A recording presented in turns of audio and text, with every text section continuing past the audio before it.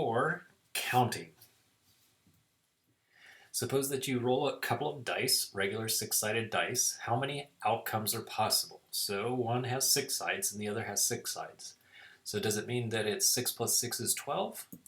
No, it's actually 6 times 6, that is 36. And here's all of the possibilities. So here is where you get a 1 and 1 adds up to 2. These two are different because you can imagine that one die is green and one die is red. So this would say the green is a 1 and the red is a 2, which is different than when the green is a 2 and the red is a 1. So whenever you have a pair, you need to switch them. Over here, I didn't have to do that because if you switch these two, 1 and 1, you still have the same thing, 1 and 1.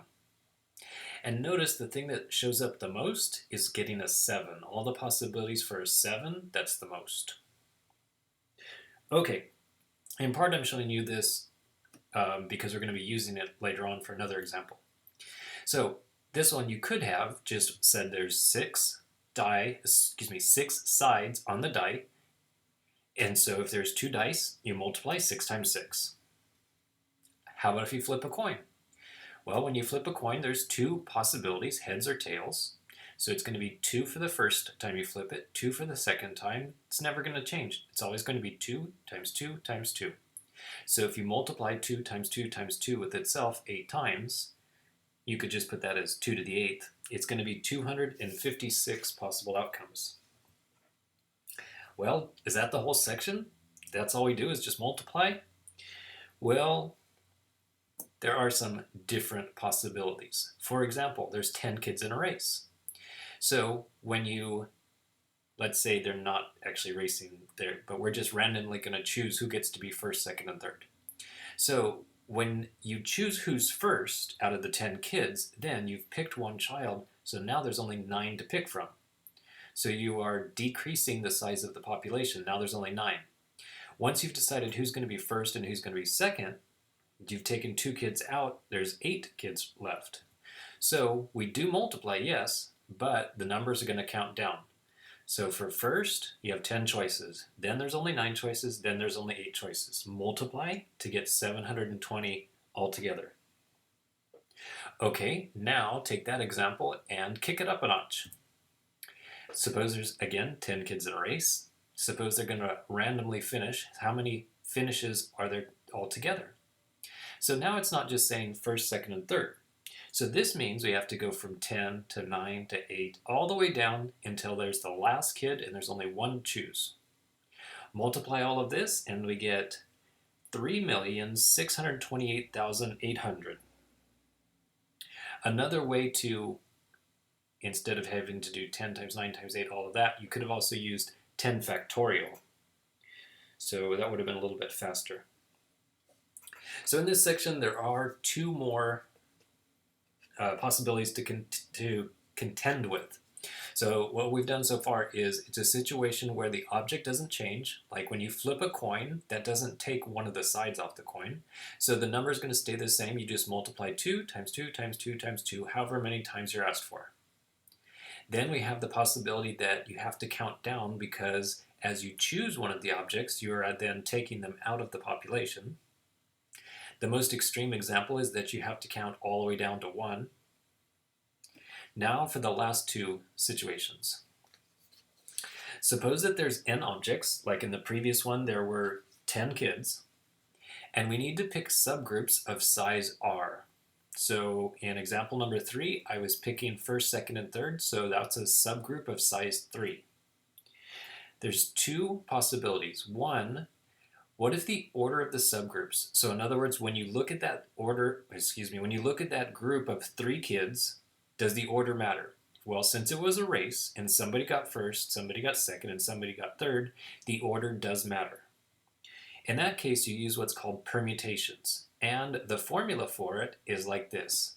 So you would take the bigger number, n, so this would be the 10 for the n, and the r, the size of the group, would be 3 kids, if it was going to be first, second, third. Then this would be 10 factorial, and here you would subtract 10 minus 3, which leaves 7 factorial. And that actually would produce the 10 times 9 times 8. Now the last idea. What if the order does not matter?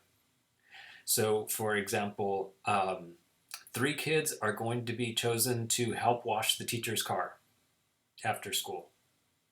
Is there a first car washer, a second car washer, and a third car washer? No. There's just 3 kids out there having fun washing the teacher's car. So there's something where order does not matter. And in this case, the C is for combinations. Again, you put the bigger number here, N, and the smaller number, R. So this would be 10, choose 3. So this would be the 10 factorial, this would be the 3 factorial, and this would be 10 minus 3, or 7 factorial. Now before we do some examples with permutations and combinations, I want to go back to this idea, does order matter? So just yes, no, what do you think? Does the order matter in these situations? First up, runners are chosen for cross-country team. Does the order matter? Well, if they were running a race, then there would be first, second, third, fourth, etc. Order would matter. But if you're just saying these people are going to be on the team, then order does not matter. So if order does not matter, we would be using combinations. 3 club members are chosen to work on a committee. So they're going to have a Thanksgiving dinner party committee. The 3 people have to show up, work together, but there is no order first, second, or third. Now with this next one, with the president, vice president, and treasurer, then that does imply an order. Usually the president has the most power, and then the vice president, and then the treasurer. And finally, what if we were looking at answers to a true-false test? Do you have to put your answers in order, or can you just randomly throw them out there? There, order definitely matters. Okay, then on to our last 2 examples. So right now there are 11 full-time math teachers at Hartnell. 3 need to be chosen to work on a hiring committee. That means they're going to read people's applications and decide who gets to have an interview. So how many such 3-person committees are there? So an example could be Mr. Butler, Mr. Perkins, and Dr. Locke. Or it could be Mr. Butler, Miss Contreras, and Mr. Perkins. So that's what I'm talking about. Pick 3 people. So does the order matter? Well, if they're going to be on a hiring committee, the 3 of them are going to sit there at a table reading applications. There is no first person, second person, third person, so order does not matter. That means we're using combinations. So you could use the formula just like this as I've described it, but I would say you should use the calculator. So in order to do this, you first need to start with the 11, which is right here. So basically we're just going to have input this into the calculator. We're going to skip this middle part, and it'll give us the 165. The next thing to do is you go over here to math, and then move over to probability, PRB, and then you can see number 2 and number 3 are the permutations and combinations. So then go down to the combinations. After you hit enter, the last thing to do is put the number 3. So then this 11 NCR is saying the same thing as this. And then you get the answer 165. Next, there's 15 horses in a race. How many win, place, show tickets are there? So win, place, show is another way of saying first, second, third. That means order matters. So for horses in a race, yes, order matters. That means we're going to be using permutations. So again, you could use the formula like this and get the answer 2,730. Or what I would suggest is you use the calculator. So you need to put the 15, the bigger number, first. Again, go over to math, and then move over to probability. Of course, choose NPR for permutations. Once you hit enter, the last thing to do is put a 3 and then hit enter. And there's the 2730.